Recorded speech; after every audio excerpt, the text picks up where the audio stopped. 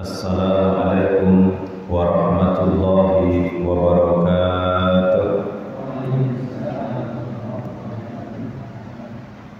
Kalimat syukur alhamdulillah, salawat serta salam kita sampaikan ke Rasul tercinta kita, baginda Nabi Muhammad sallallahu alaihi wasallam. Bapak Ibu, Ustaz dan Ustazah, kaum muslimin dan muslimat rahimakumullah.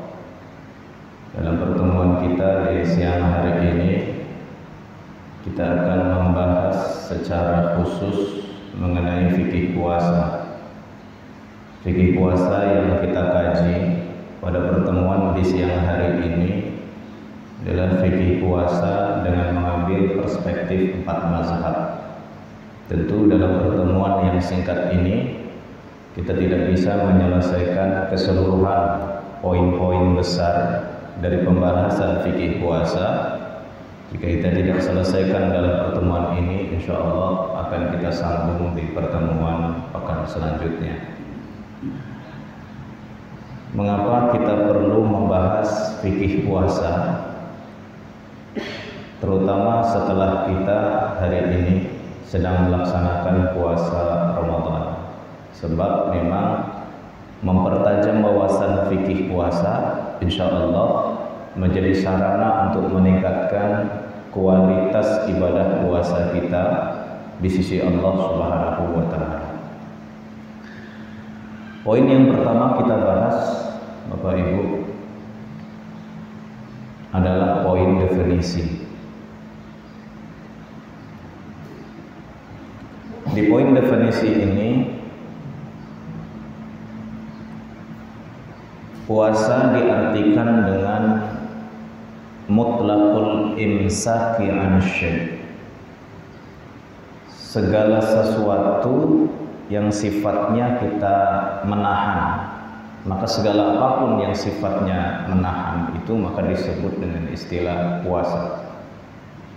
Al-imsak an syai', menahan diri dari segala sesuatu.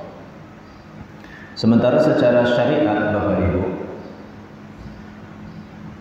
yang disebut dengan puasa adalah al-imsaku anil muftirat, menahan diri dari segala apapun yang membatalkan puasa, yauman kamilan, satu hari penuh. Apakah ada temponya? Ada. Min tulu'il fajri shadiq, dari mulai terbitnya fajar yang benar, berarti fajar yang kedua maksudnya. Kan azan subuh itu sebetulnya kan ada dua, gitu. Ada azan pertama, ada azan kedua. Jadi maksud ini berarti azan yang kedua. Kalau di tempat kita sepertinya masih jarang azan 2 kali. Dulu di pondok pesantren kita pernah di masa-masa awal, tapi sudah tidak kita laksanakan lagi. Ila ghurubis syamsi, sampai terbenamnya matahari, dengan syarat-syarat yang ditentukan. Sekilas terkait dengan definisi ini tidak ada masalah, aman. Tapi kalau kita kaji dalam perspektif 4 mazhab, Bapak Ibu, maka definisi yang tadi kita sampaikan adalah definisi yang disepakati oleh mazhab Hanafi dan mazhab Hambali.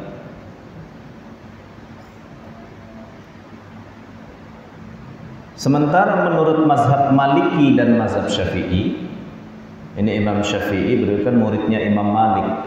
Berarti kalau mengingatnya gampang, satu paket kena Imam Malik dengan Imam Syafi'i. Imam Malik dengan Imam Syafi'i menambah definisi yang tadi kita bahas. Apa tambahannya Bapak Ibu? Ditambah dengan kalimat niat. Jadi kalau yang tadi kita lihat definisinya kan tidak ada niatnya, gitu. Menahan diri dari segala sesuatu yang membatalkan puasa, yauman kamilan, satu hari penuh, dari mulai terbit fajar yang benar sampai terbenamnya matahari dengan syarat-syarat tertentu. Ini definisi yang disepakati oleh mazhab Hanafi dan mazhab Hambali. Sementara mazhab Maliki dan mazhab Syafi'i ditambah dengan niat. Mengapa demikian? Karena dua kelompok mazhab ini, berarti kalau kita ambil semacam pembagian atau klasifikasi, dua mazhab mengatakan tidak, dua mazhab mengatakan memasukkan unsur niat, sementara mazhab yang lain tidak memasukkan unsur niat. Di mana letak persoalannya? Kenapa mazhab Hanafi dan mazhab Hambali tidak memasukkan niat di dalam definisi tersebut? Sebab niat merupakan rukun di dalam ibadah puasa. Jadi kalau dalam pandangan mazhab Hanafi, niat itu rukun. Dalam mazhab Hambali juga niat itu rukun. Sementara karena diartikan rukun, menurut mazhab Hambali dan mazhab Hanafi, mohon maaf tadi agak keliru, bahwa niat itu dia bukan termasuk dari rukun. Karena tidak termasuk dari rukun, maka tidak dimasukkan di dalam definisi tersebut. Sementara mazhab Maliki dan mazhab Syafi'i, niatnya dimasukkan sebagai bagian dari rukun puasa, maka masuk di dalam kategori definisi. Nah, ini esensi hal yang substantif di dalam pembahasan mengenai definisi ibadah puasa yang kita laksanakan. Wa min hadza ta'lamu anna al-khilafa kaunun niyati syartan aw ruknan falsafah fiqhiyah. Maka dengan demikian, perbedaan pendapat apakah niat di dalam puasa itu masuk ke dalam kategori rukun atau masuk di dalam kategori syarat, itu adalah pembicaraan di dalam filsafat fikih, atau kita akan menemukan pembahasannya secara mendalam di dalam pembelajaran fikih.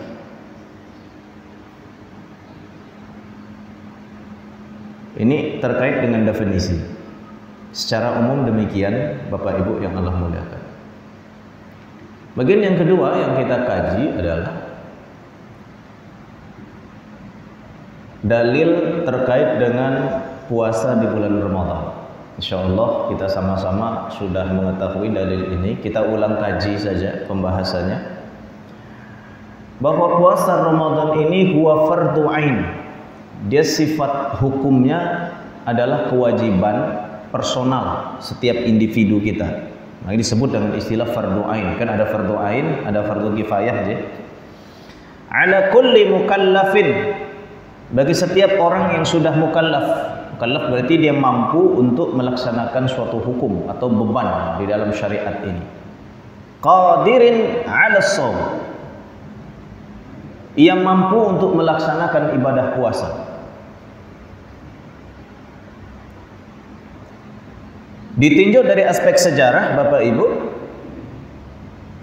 puasa Ramadan ini baru diwajibkan atau turun kewajibannya di tanggal 10 Sya'ban tahun kedua hijrah Nabi Muhammad sallallahu alaihi wasallam, atau kalau hitungannya adalah hijrah berarti 1,5 tahun setelah hijrah baru diwajibkan puasa Ramadan. Para ulama mendasarkan kewajiban puasa Ramadan ini dengan 3 sandaran. Sandaran yang pertama tentu Al-Quran.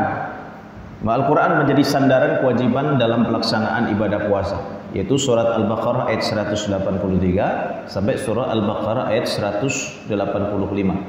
Ayyuhalladzina amanu kutiba alaikumusiyam kama kutiba alal ladzina min qablikum la'allakum tattaqun, terus nanti sampai ayat faman syahida minkumus syahra falyasum. Siapa yang telah melihat dan menyaksikan hilal Ramadan, maka wajib baginya untuk berpuasa. Perintah falyasumhu adalah bentuk perintah yang perlu dilaksanakan oleh kita karena sifatnya wajib. Sementara landasan kedua Bapak Ibu adalah landasan sunnah atau hadis. Hadisnya sangat masyhur, kita hafal dari Abdullah bin Umar, hadis riwayat Imam Al-Bukhari dan Muslim. Bunyal Islamu ala khamsin. Islam itu dibangun, didirikan di atas 5 pilar. Di antara pilar tersebut adalah shaumi Ramadan, puasa Ramadan.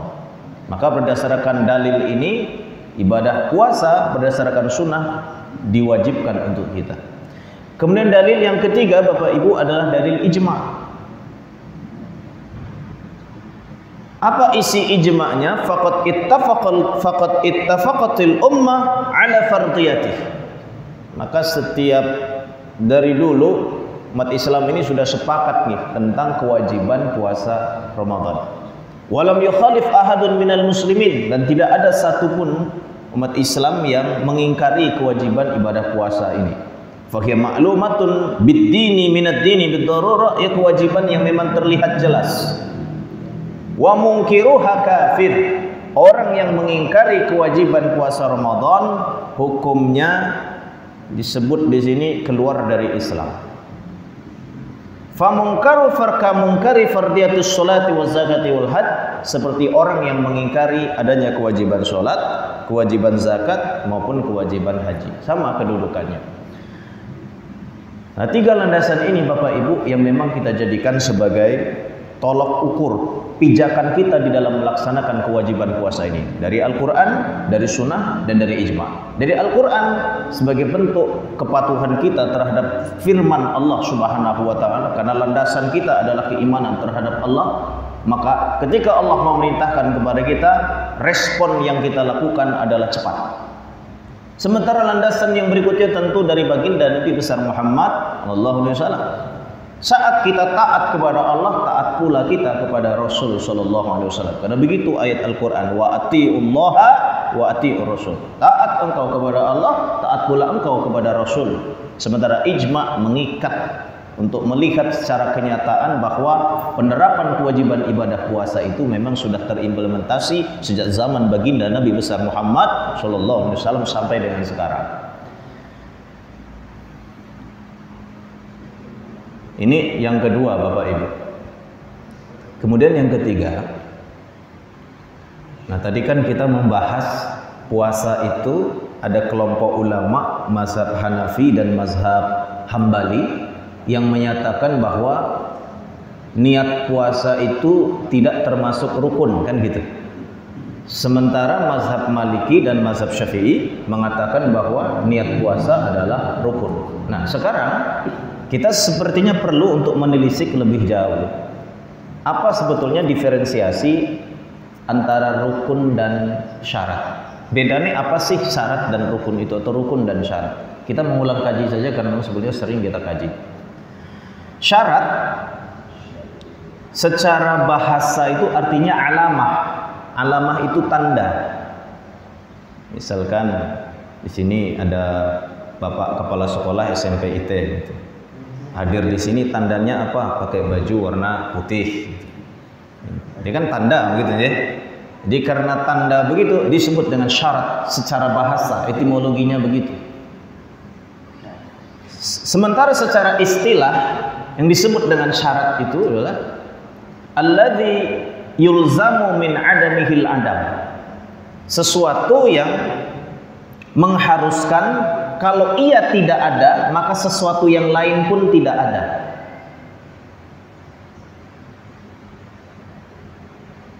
Wala yulzamu min wujudihi wujud wala adam. Sesuatu dan tidaklah mengharuskan adanya sesuatu itu membuat sesuatu yang lain ada atau tidak ada. Contohnya adalah syarat di sini masuk waktu sholat. Jadi masuk waktu sholat itu adalah syarat, kan itu. Orang tidak sah sholatnya kalau belum masuk waktu sholat. Ini seperti kejadian yang kita kalau karena Ramadan berarti momennya Ramadan gitu. Masuk waktu Ramadan. Kalau masuk waktu sholat berarti ini. Seseorang tidak sah sholatnya kalau belum masuk waktu Sholat misalkan jam 12, lalu ada orang sholat setengah sholat zuhur jam setengah 12, tentu tidak sah karena secara syarat belum terpenuhi. Sementara rukun Bapak Ibu secara bahasa disebut dengan amud. Amud itu tiang, pilar. Kalau tadi syarat adalah tanda, sementara kalau rukun adalah tiang atau sudut istilahnya. Ada yang disebut sudut, ada yang disebut pilar atau tiang, bersama. Sementara secara istilah yang disebut dengan rukun ini adalah Bapak Ibu, allazi yulzamu min wujudihil wujud, sesuatu yang mengharuskan adanya sesuatu, membuat sesuatu yang lain itu ada. Wa min adamihil adam dakhilil amal, dan kalau sesuatu itu tidak ada maka yang lain pun tidak ada. Atau kalau sederhananya disebut dengan rukun itu bagian dari sesuatu, dia masuk di dalam sesuatu itu. Kalau syarat dia di luar dari sesuatu itu. Atau kalau rukun itu bagian dari unsur, melekat di dalam unsur itu. Sementara kalau syarat dia tidak melekat di dalam unsur itu. Contoh ruku. Ruku itu syarat atau rukun? Para ulama sepakat mengatakan bahwa ruku itu adalah rukun. Rukun di dalam sholat karena dia bagian yang melekat di dalam sholat. Sehingga orang ketika dia tidak ruku di dalam sholatnya maka sholatnya tidak sah. Nah ini sepintas Bapak Ibu hanya sekedar pengantar untuk mendalami terkait dengan perbedaan antara syarat dan rukun, karena setelah ini kita akan berbicara soal apa rukun dan syarat puasa. Pengetahuan awal insyaallah.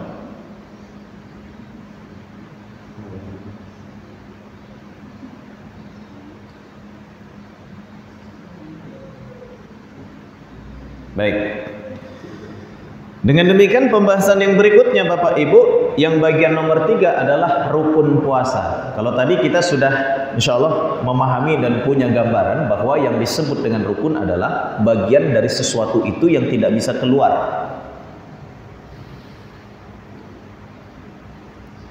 Dalam pandangan mazhab Hanafi dan mazhab Hambali, bahwa rukun puasa itu cuma satu. Apa rukun puasa itu?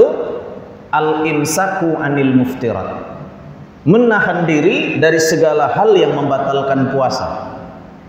Pokoknya berarti seseorang jika sudah menahan diri dari segala hal yang membatalkan puasa, maka puasanya sah secara rukun, terpenuhi rukunnya. Kan yang membatalkan puasa makan, minum, duit, atau yang terkategori di dalam kelompok makan atau minum, kemudian melakukan hubungan suami istri. 3 ini. Jadi kalau 3 ini tidak dilakukan, berarti secara rukun menurut dua mazhab Hanafi dan Hambali, maka puasanya sah. Sementara dalam mazhab Maliki, mereka mengatakan bahwa rukun di dalam puasa itu ada 2. Rukun yang pertama al-imsak, menahan diri dari yang membatalkan puasa. Tadi berarti sepakat dengan kelompok ulama mazhab Hanafi dan mazhab Hambali. Tapi ditambah oleh mazhab Maliki, apa tambahannya? Niat. Jadi dalam perspektif mazhab Maliki, kalau kita berpuasa Ramadan tapi kita tidak berniat atau tidak memasukkan niat di dalam pelaksanaan puasa Ramadan, maka Ramadan kita tidak sah. Batal puasa Ramadan. Ya kan beberapa tempat kita, tadi malam saya sholat tarawih di Sinduraja. Setelah selesai sholat, ya ada bareng-bareng tuh sama jamaah. Nawaitu soma ghadin an adai fardhi syahri adi sanat itu ya, dan seterusnya. Ada yang nyambung pakai bahasa Jawa. Niat ingsun, woso, terus lah. Semoga lah. Tiap daerah punya kekhasannya masing-masing. Sepertinya berpijak pada pendapat ini yang menyatakan bahwa niat itu masuk di dalam rukun sholat, rukun puasa. Sementara dalam mazhab Syafi'i beda lagi. Mazhab Syafi'i ditambahin bagian ketiga. Kalau nomor 1, nomor 2 sepakat. Imam Syafi'i mengatakan Rukun puasa ada 3. Mazhab Syafi'i mengatakan rukun puasa ada 3. Yang pertama, al-imsaku anil muftirat, menahan diri dari segala hal yang membatalkan puasa. Sepakat dengan mazhab Maliki, sepakat pula dengan mazhab Hanafi, sepakat pula dengan mazhab Hambali. Ditambah niat, berarti sepakat dengan guru beliau. Atau dalam mazhab Syafi'i sepakat dengan mazhab Maliki. Tapi ada tambahan dalam mazhab Syafi'i. Apa tambahannya? Shaim, orang yang berpuasa. Di mana puasa itu tidak bisa terlaksana kalau tidak ada yang melaksanakan. Karena ada yang melaksanakan, maka pelaksana dari puasa masuk ke dalam rukun. Itu menurut pandangan mazhab Syafi'i. Famafhumus siyami indakum la yatahaqqaqu illa bihadhihi salasah, maka puasa tidak bisa terrealisir kecuali terpenuhi 3 unsur ini dalam mazhab Syafi'i. Menahan diri dari membatalkan, niat, dan orang yang berpuasa. Bapak Ibu, ini rukun. Dari rukun ini saja insya Allah sudah kita mendapatkan semacam dinamika pandangan di dalam fikih.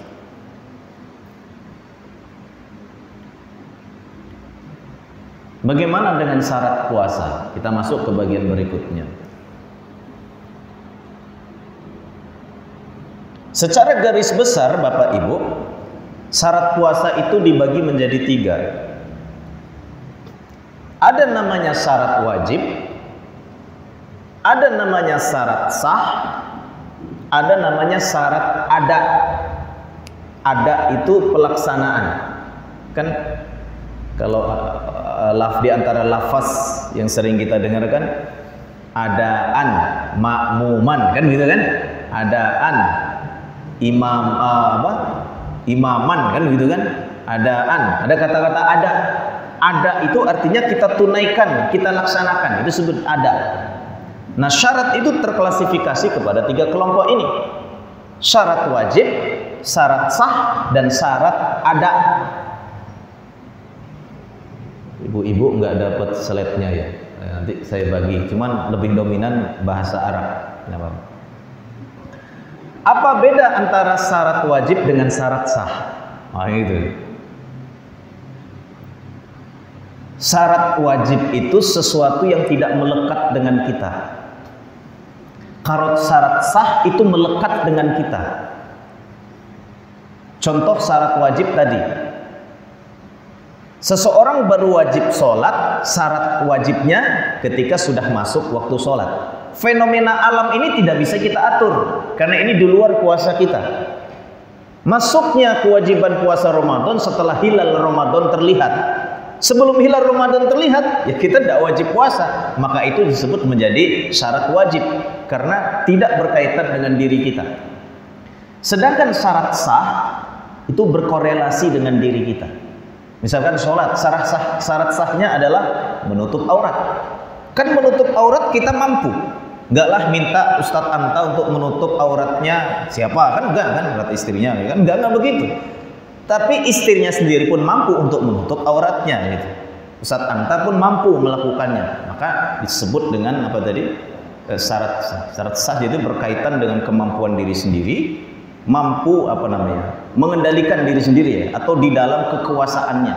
Sementara syarat wajib tidak di dalam kekuasaannya, tapi memang sudah menjadi faktor dan fenomena alam. Kalau syarat ada, ya tadi dilaksanakan atau tidak. Nah, Bapak Ibu, syarat puasa para ulama ternyata terbagi menjadi 3 ini. Mungkin kalau kita belum pernah belajar terkait dengan pendekatan fikih 4 mazhab, sepertinya mungkin kita berpikir bahwa syarat itu ya syarat saja gitu. Ternyata setelah kita dalami, ternyata ada syarat wajib, syarat sah, syarat ada. Nah, bagaimana pandangan fikih 4 mazhab? Kita mulai ya. Ini saya tulis pakai bahasa Indonesia untuk membantu. Syarat puasa menurut mazhab Syafi'i. Kita mulai dari Syafi'i dulu. Meskipun yang tertua adalah mazhab Hanafi. Syarat puasa dalam mazhab Syafi'i, Bapak Ibu, ada 2. Ada syarat wajib, ada syarat sah. Kalau tadi kan 3 nggih, para ulama. Syarat wajibnya ada 4. Apa saja syarat wajib dalam pandangan fikih Syafi'i? Bahwa seseorang wajib untuk berpuasa manakala dia balik. Dia balik dulu. Kalau tidak balik berarti dia nggak wajib melaksanakan puasa. Yang berikutnya Islam. Dia wajib untuk melaksanakan puasa kalau dia sudah menjadi seorang muslim. Yang berikutnya berakal. Islam balik berakal, okay? Kemudian yang keempat, itoqoh hissan au syar'an. Dia kuat melaksanakan puasa secara fisik dan juga secara syariat. Kan ada orang secara fisik dia mungkin kuat, tapi secara syariat dia tidak boleh puasa. Bukankah ibu-ibu yang sedang datang bulan secara fisik kuat kan melaksanakan puasa? Kuat, tapi secara syariat tidak boleh karena sedang datang bulan. Nah, ini disebut dengan syarat wajib 4 klasifikasi itu. So nanti kami bagi di grup kita insya Allah Bapak Ibu. Tidak perlu dicatat. Kalau dicatat juga tidak apa-apa. Kemudian yang ketiga syarat sah. Syarat sah ini ada 4 di dalam pendekatan fikih Syafi'i. Ini kita berselancar di dalam 4 mazhab lah, biar kita menikmati. Walaupun siang-siang seperti ini suasananya sangat syahdu, anginnya sepoi-sepoi, habis selesai ngajar, Allahu Akbar, nikmat banget memang. Apalagi ada sugesti bahwa tidurnya orang berpuasa pun ibadah, Allahu Akbar. Nah, ini ibadahnya sambil menuntut ilmu, itu 2 kali lipat pahalanya. Sudah begitu Bapak Ibu berada di masjid sedang iktikaf. Iktikaf itu ibadah sunnah. Sunnah itu kalau di bulan Ramadan pahalanya beralih menjadi status pahala wajib. Meningkat luar biasa gitu. Ya, kalau begitu tidur aja ya. Bapak Ibu yang dimuliakan oleh Allah. Jadi syarat sah puasa itu menurut mazhab Syafi'i itu ada 4. Yang pertama adalah status Islam ketika berpuasa. Ya memang dia harus dalam keadaan muslim ketika berpuasa. Kalau dia berpuasa bukan sebagai seorang muslim, tidak boleh. Itu menurut mazhab Syafi'i. Syarat sah yang berikutnya tamyiz, mumayyiz istilahnya. Mumayyiz itu Ustaz Sutarjo kan anak-anak yang sudah mau mendekati balik, mumayyiz. Usia berapa kira-kira Ustaz Sutarjo? 9-10 ya? 9-10 atau mungkin 11 antara itulah. Nah, dalam mazhab Syafi'i, anak-anak yang sudah masuk mumayyiz atau tamyiz istilahnya, usia 9-10, kalau mereka puasa mereka sah. Maka nanti di dalam mazhab Syafi'i itu dianjurkan, malah dilatih itu anak-anak untuk melaksanakan ibadah puasa. Kena masuk di dalam kelompok mumayyiz. Ini Bapak Ibu yang anaknya sudah masuk usia 8, 9, 10 ini masuk sini. Walaupun nanti jumhur ulama mengatakan bahwa tamyiz, bahwa mereka masih tergolong kepada anak-anak gitu. Ini khilafiyah pendapat di dalam fikih, bahwa yang wajib untuk melaksanakan puasa yang sudah balik kan, balik kan kemarin sudah kita pernah bahas. Balik itu kalau laki-laki dia sudah pernah bermimpi indah. Yang kedua, sudah tumbuh bulu di bagian sensitif dan warnanya hitam. Kalau warnanya masih merah atau putih nggak bisa dia. Kalau perempuan dia sudah datang bulan. Kalaupun belum datang bulan, tapi ternyata sudah tumbuh di bagian sensitifnya, rambut berwarna hitam, maka sudah terhitung kepada yang lagi. Tapi kalau rambut ternyata belum kelihatan, gitu. Mungkin model orang yang tidak punya rambut mungkin kan begitu. Atau tanda laki-laki dia belum pernah bermimpi indah, atau perempuan dia belum datang bulan, maka digeneralisir kepada usia 15 tahun. Asal usia anak kita sudah 15 tahun, maka usia sudah balik dan dia wajib untuk melaksanakan puasa dan sah puasanya. Jadi kalau anak-anak Tamyiz usia 10, 11 itu masuk kepada tamyiz. Kalau kita ikut mazhab Syafi'i, maka puasa anak kita sah. Karena sah, beri apresiasi. Nah, gitu ya. Pak Ikhwandi, kena anaknya udah lewat tamyiz gitu, Pak Ikhwandi. Itu anaknya khatam puasa, wah setiap hari diberi apresiasi. Gitu. Apa apresiasinya? Semoga Allah menerima puasamu, nak. Gitu. Karena bukan lagi ini sudah kamu meskipun belum balik misalkan, tapi sudah mau majlis. Tapi kalau puasa dapat pahala dari Allah, dapat pahala sekaligus diterima puasanya. Istilahnya orang nyicil itu kan kalau nabung sudah mulai nyicil ya. Dari awal itu sebelum waktunya sudah mulai punya investasi. Itu luar biasa. Mungkin anak kita di usia 9 atau 10 tahun itu karena mereka sudah mulai bisa berpuasa dan tahan. Umumnya kalau dilatih dari usia 7 itu sudah mulai bisa ya Ustaz Karyo ya. Kuat. Bahkan usia 5 tahun anak itu bisa berpuasa itu insyaallah. Karena begitulah yang kita pahami di dalam hadis yang disampaikan oleh Rubai binti Muawis dari riwayat Imam Al-Bukhari dan Muslim tentang perlunya melatih anak berpuasa. Kemudian syarat yang ketiga dalam mazhab Syafi'i itu syarat sah maksudnya tidak dalam kondisi haid, nifas dan wiladah. Wiladah itu maksudnya melahirkan. Ini khusus untuk ibu-ibu, hak privasi ibu-ibu ini. Kalau untuk yang laki-laki nggak pernah haid, nifas ataupun wiladah melahirkan ya. Walaupun sekarang ada orang yang mungkin berupaya untuk bisa melahirkan. Saya laki-laki, nauzubillahi min zalik. Kemudian yang keempat Bapak Ibu, berpuasa pada waktu yang dibolehkan. Jadi menurut mazhab Syafi'i.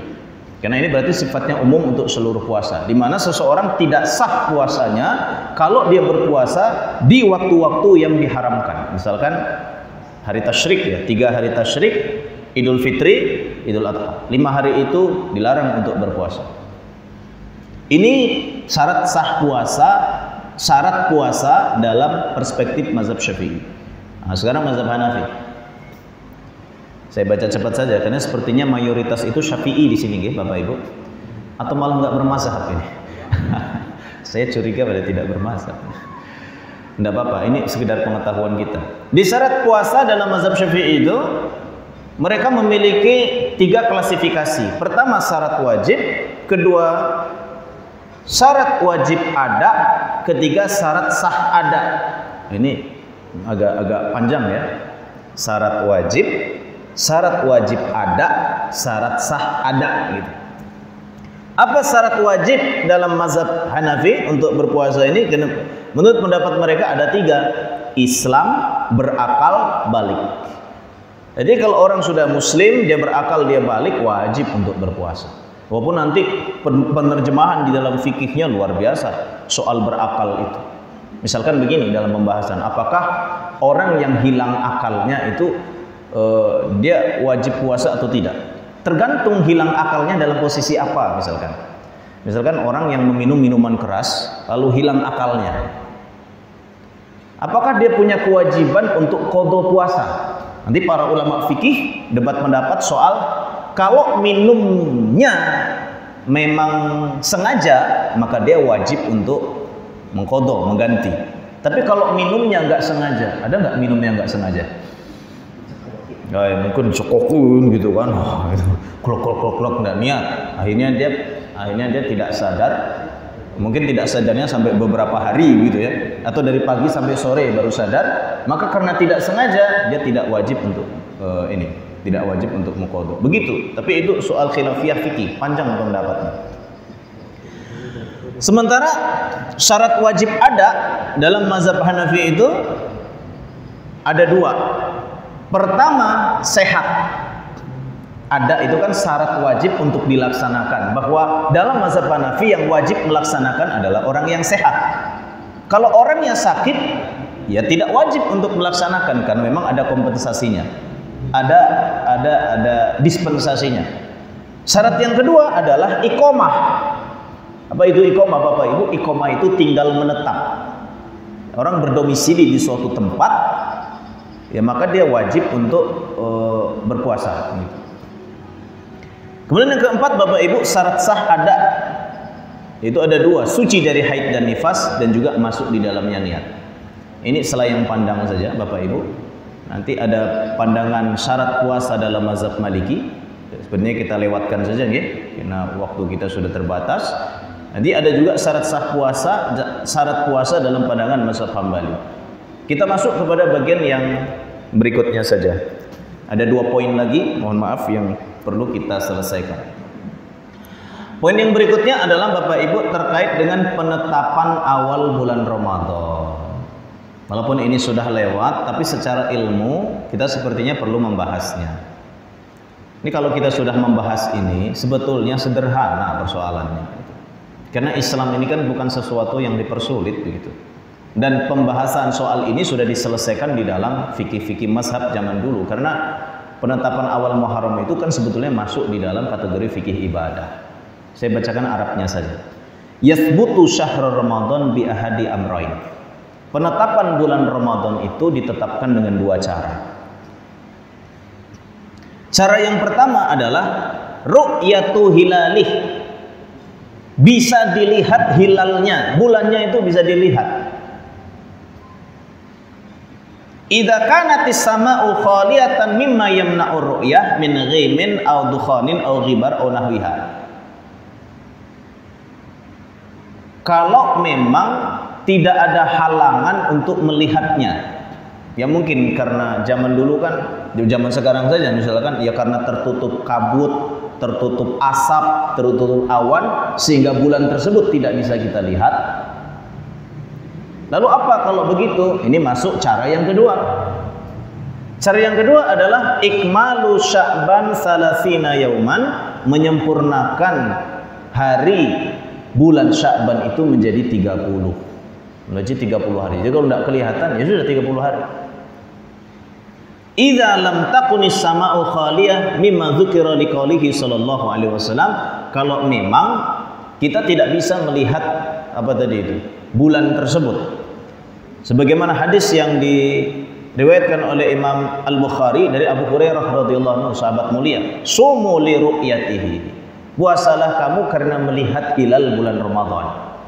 Wa aftiru li ru'yatihi, buka puasalah kamu karena melihat bulan Ramadan. Aftir itu maksudnya menyelesaikan ibadah puasa.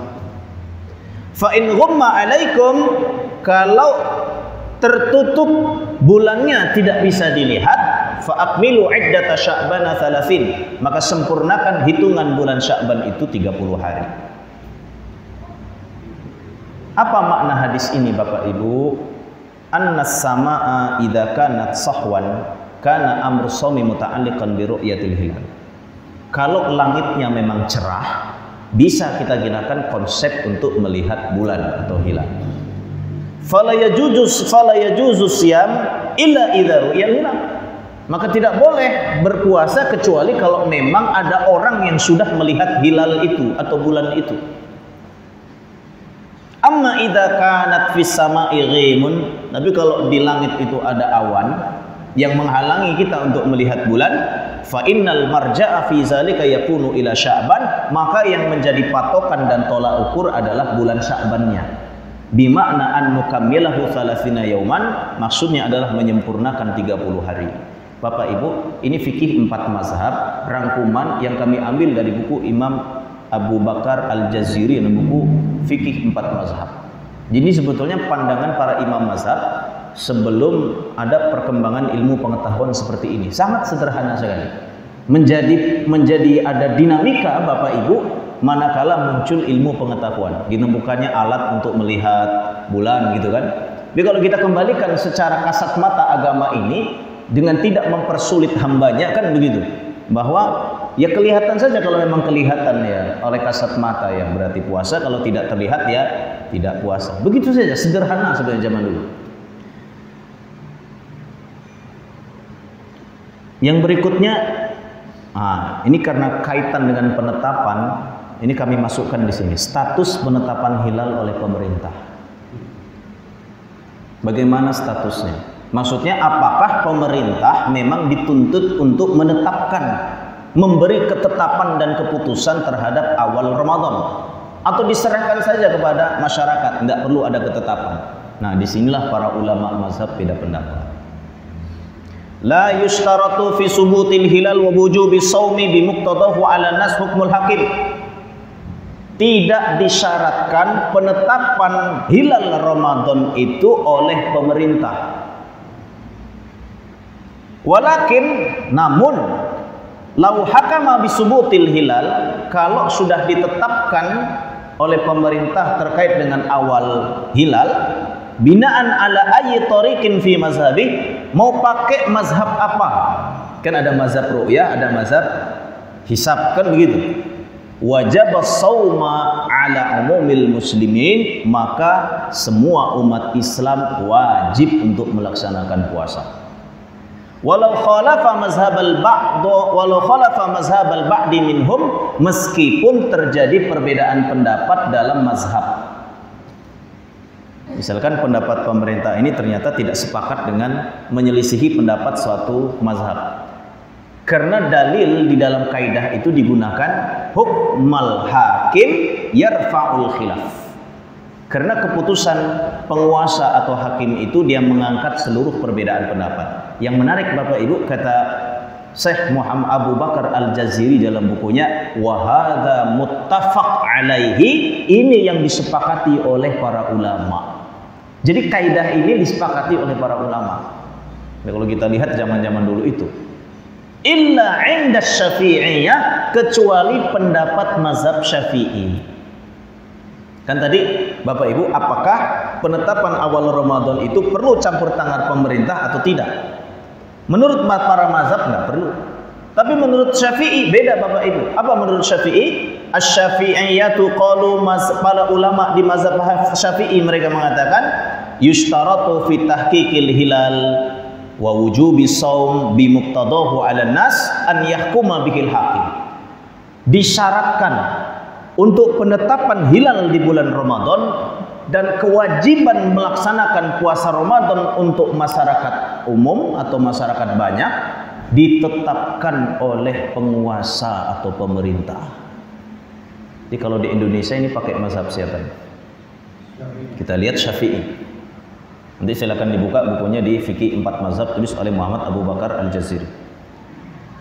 Famata hukima bihi wajib shauma 'ala nas. Ketika pemerintah sudah menetapkan kewajiban puasa di hari Ahad, maka semua umat Islam yang ada di Indonesia hari Ahad itu sudah wajib puasa.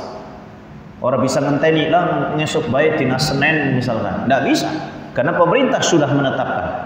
Walau waqa'a an syahadati wahidin adlin, meskipun penetapan hilal awal puasa itu oleh pemerintah berdasarkan rujukan satu orang.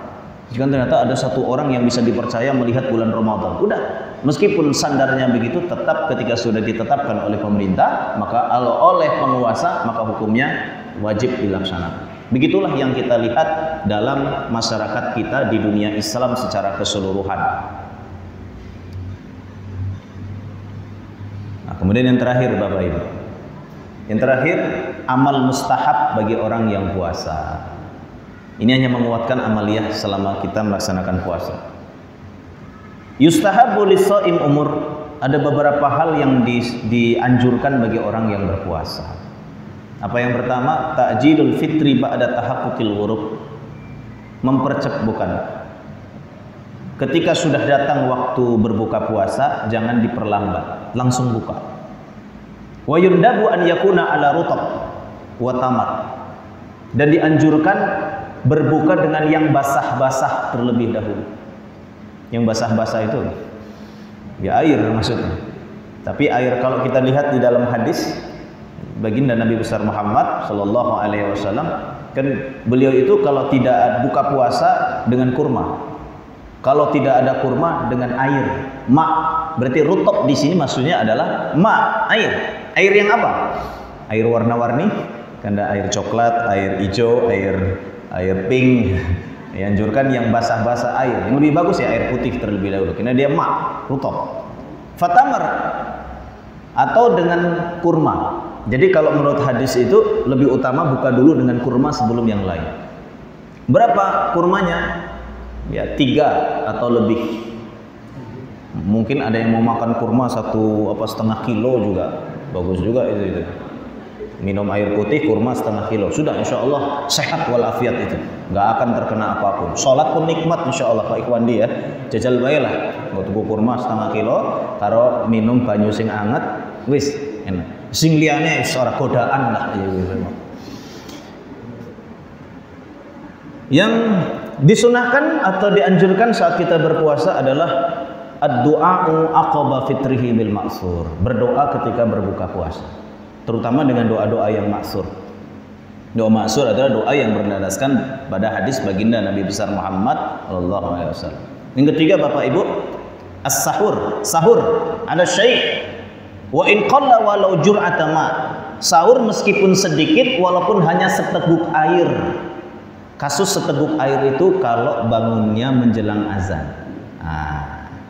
Mungkin sudah bangun jam 2, alah turu maning bae gitu. Jebule jam 4:30 kurang 2 menit apa kurang semenit. Wis kedandapan mengkamar mandi disit apa nginum disit mbok anu azan. Akhirnya jur'atan, enggak apa-apa, sekedar hanya minum seteguk air, gleb azan, Allahu Akbar, wis sudah selesai, jangan diteguk lagi.